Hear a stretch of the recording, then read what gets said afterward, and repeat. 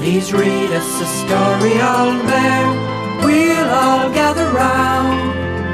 Dear Old Bear, sit in your favorite chair. We'll sit all around, dear Old Bear.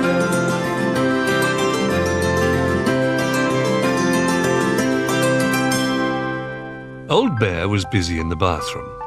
There were newspapers and sheets and old blankets covering almost everything. In fact, if it hadn't been for the tap sticking out, you wouldn't have known it was the bathroom. Rabbit popped his head round the door. "This looks fun," he said. "Is it a sort of game?" Before Old Bear could answer, Rabbit had wriggled under one of the sheets. "Are you waiting for the others to arrive, Old Bear?" he called. "I wasn't really expecting anyone," said Old Bear. "I usually decorate on my own." "Did you say decorate?" asked Rabbit. "Oh, we can all help. I'll go and find the others." Old Bear was about to say that he didn't really need any extra help, but Rabbit had already hurried out of the door. Rabbit soon returned with Little Bear, Jolly, and Duck. "The others have gone to find aprons," he explained. "I don't need an apron," said Little Bear. "I'll just be careful." As he spoke, a dribble of paint went over the side of the tin and ran down to the floor. Duck reached for a cloth and tried to wipe it up. Instead, it spread into a big patch. "Don't worry," said Jolly. "We'll cover it with newspaper." And he laid a sheet carefully over the paint. They all stared as it slowly soaked through the paper. "Put on another piece," cried Little Bear. "Quickly!" Jolly laid down another sheet of paper. Just then, Bramwell marched in with a pile of aprons. "Here we are," said Bramwell. "These will stop us getting all painty." "And I've got an extra small one just for you, Little Bear," said Ruff. "Just in time, I think," said Duck. "Perhaps we'd better get into them as soon as possible." Old Bear looked round at all the toys. "Actually," he said quietly, "I think perhaps I can probably manage the decorating on my own." "But it will be much quicker with us helping," said Little Bear, dipping a brush into the paint. "Oh, no!" he cried, peering into the tin. "I let go and my brush has disappeared. How do I get it out?" Jolly rushed forward and was just able to catch the tip of the handle before it vanished. "Here you are, Little Bear," he said, dropping the brush on the floor. "That brush is too small anyway," said Duck, picking up a bigger one and walking over to the paint tin with it. Unfortunately, he couldn't quite see where he was going, and he stepped on the lid of the paint tin. Old Bear covered his eyes as Duck made footprints across the floor.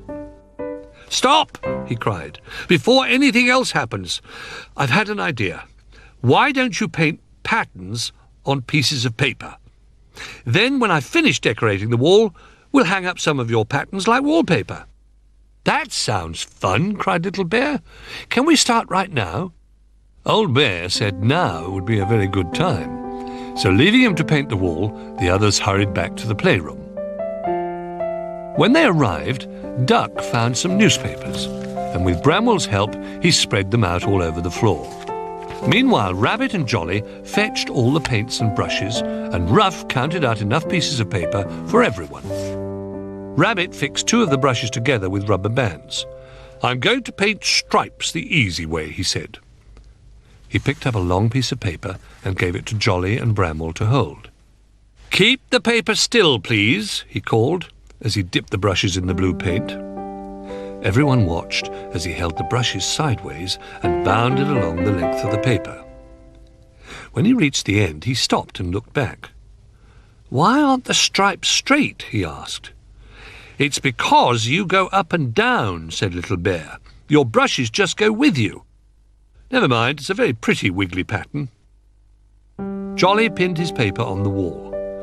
"I'm going to do a spotty pattern," he said, and he dipped his brush in the red paint and painted a neat row of spots along the top of his paper. "That paint is a bit runny," said Duck. "Look at your spots now." Jolly looked up at his piece of paper. "Oh, no," he cried. "My spots have turned into stripes." "They're straighter than my stripes," said Rabbit. "But they weren't meant to be stripes," said Jolly. "I was going to do a spotty pattern." I could do that for my pattern, couldn't I? Said Little Bear. He dipped his brush in the blue paint and painted lots of spots all over his piece of paper. Then he tried the red paint. And finally, he shook his paintbrush so a shower of tiny paint drops landed on the paper. "This is really fun," said Little Bear. "I think I'll cover the whole paper." "The trouble is," said Duck, "it isn't just your paper you're covering. Look at your front, Little Bear." Little Bear glanced down. "Oh dear," he cried. "I'm even spottier than my pattern. What shall I do?" "Well," said Bramwell, "luckily most of the spots are on your apron, but you might need a bath later on," he added. "Were you trying to decorate yourself?" asked Ruff. "I wasn't meant to be," said Little Bear. "I was painting a spotty pattern." "Oh, I'm doing that too," said Ruff. "Big spots. I do it by bouncing balls in the paint. Come and see." By flicking a ball into the air with his nose, Ruff managed to bounce it into the paint and then onto his paper.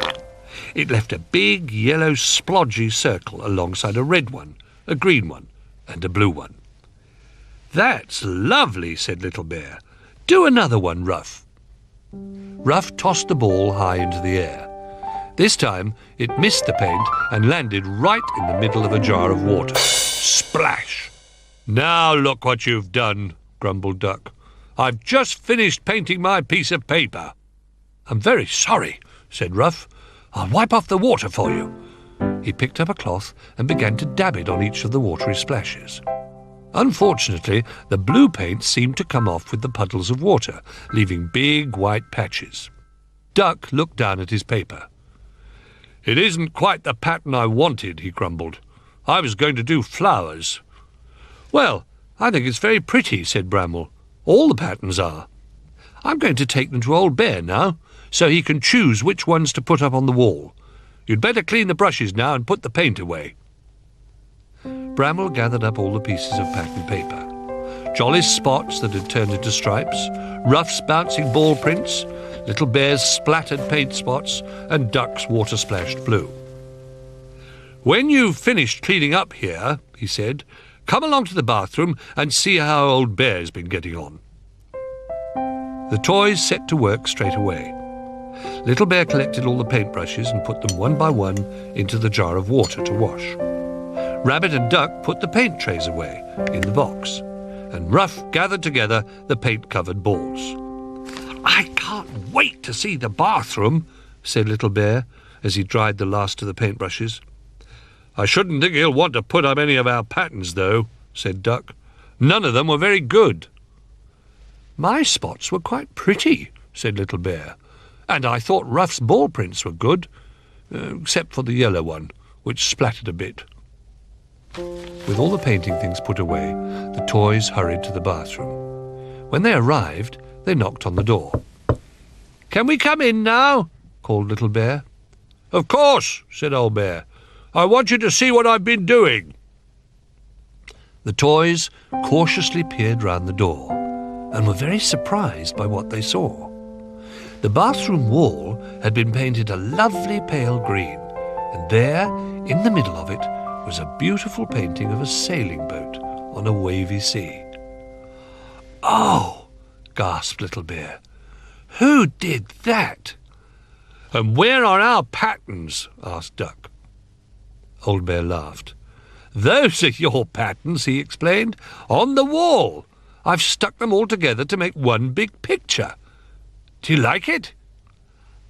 I can see my spots on the sails of the ship," cried Little Bear. "And my wavy stripes on the sea," said Rabbit. "That's right," said Old Bear.